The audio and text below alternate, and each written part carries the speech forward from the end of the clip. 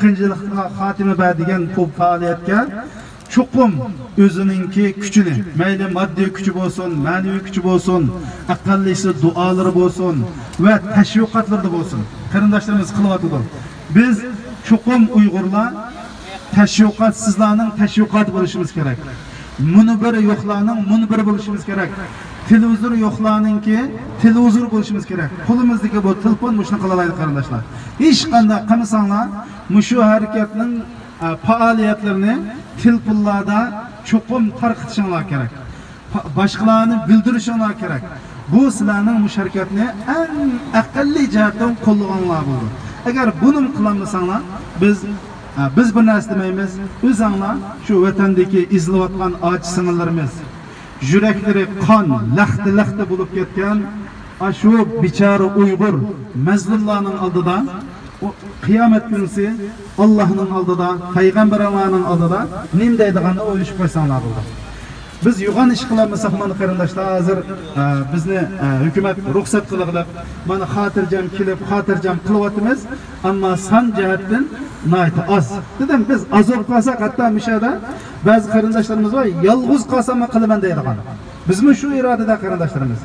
Ammo bu zulmga hammamiz tang duchor bo'ldik. Kafirlar birlashib, zolimlar birlashib, kommunistlar birlashib bizga ittifoqlashib, atrofiga ittifoqlashlarni to'plab bizga hujum qilib olsa, biz parchalanib ularga tankilamaymiz. Chunki dunyoning qonuniyati bu. To'plangan, muntazamlashgan, sistemlashgan, tashkilotlashgan, davlatlashgan bir dushmanga biz dal shuning bo'yicha harakat qilgan vaqtida anandan keyin biz ular ustidan g'alaba qila olamiz. Shuning uchun shu ovozimni anglagan barliq qarindoshlarni bu harakatimizni davomlashtirib, bu zolimlarning zulmini bizga qilayotgan, mayli samoviy kitoblarda bo'lsin, mayli xalqaro qonunlarda bo'lsin, hammasiga xilof bu harakatlarni sil biz pashqamasak, bu yolg'onchi kazzoblar o'zining yolg'onlarini dunyoga yeyga. To'g'ri, u davlat necha milliard dollar ochirib, o'zining yolg'onlarini rost chiqarishadi. Ammo haq bizda bo'lganlikdan, mushundaq 6-7 oz odamlar qo'limizga bir telefon bilan ularning tashviqotlarini hozirgacha mag'lub qilib keldik qarindoshlar. Nurg'un davlatlar ularga emas, bizga ishondi. Ular ishonganlar o'zining vijdonini, o'zininki qonunni dafsanda qilib, pulga setilganlikda ularga ishonsimi?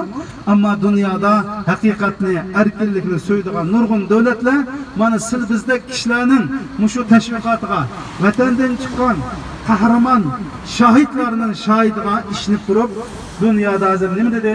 Irqiy qirg'inchilik borida bir necha davlat e'tirof qildi. Dal mushu paytlarda biz ularni xam materiallar bilan ta'minlash uchun siz bizning bu irqiy qirg'inchilikning shohidlari va ziyonkashlikka uchirg'uchi sifatimiz bilan ular xam material bo'lib, bu zulmning, bu irqiy qirg'inchilikning, bu tajovuzchilikning, bu vahshiyona qotillikning izchil davomlashayotganligini dunyoga bildirmasak, biz yig'lamasak, ana amchak sanmaydi degan gap bor qarindoshlar. Biz zulmga tur demasak, dunyoda hech kim tur demaydi. Biz Uyg'urlar o'zimiz umumyuzlik va millatning 70-80% zulm qarshi turmay turib, hech qanday bir odamdan og'rinish haqqimiz yo'q qarindoshlar. Biz ba'zan voy tur qarindoshlarimiz bizni igi chiqmadi, voy musulmonlar bizni igi chiqmadi deymiz. Biz o'zimizga qanchalik igi chiqdik qarindoshlar. Chet elda az deganda 1 million Uyg'ur bor. Az deganda bo'lmasa 3-4 million Uyg'ur borligi tilg'anotida O'rta Osiyoda bo'lsin. Qani biz qanchalik odamga harakat o'tdik? Hech qasimiz 5% harakatga o'tdik demaymiz. Chunki maydon mana bu qarindoshlar. 50 ming Uyg'ur bor degan maydondagi ahvolimiz shu.